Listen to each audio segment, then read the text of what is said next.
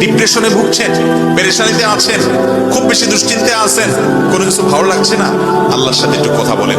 আল্লাহ, আপনি আমার সৃষ্টিকর্তা, আপনি আমার মালিক, আপনার কাছে আমার ফিরে যেতে হবে। আপনার কত অবাধ্য হয়েছি, কত নাফরমানি করেছি, কত সীমা লঙ্ঘন করেছি, কত নির্দেশ অমান্য করেছি, কত নিষেধ লঙ্ঘন করেছি। আল্লাহ, এগুলোর জন্য পাকড়াও করলে আমার কোনো উপায় থাকবে না। মালিক, এখনো নাকের ডগা নিঃশ্বাস আছে, এখনো ক্ষমা চাওয়ার সুযোগ আছে।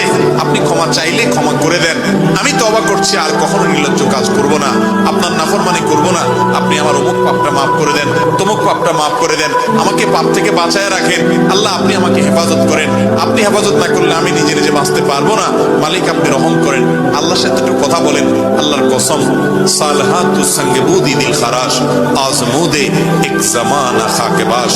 পাথর হয়ে বহুদিন ছিলেন ভাই, একটু আল্লাহর সাথে কথা বলেন, চোখের পানি ফেলেন, দোয়া করেন। বিশেষ করে ভোর রাতের দোয়া, ভোর রাতের দোয়া, এটা গুলি মিস হলে মিস হয় না।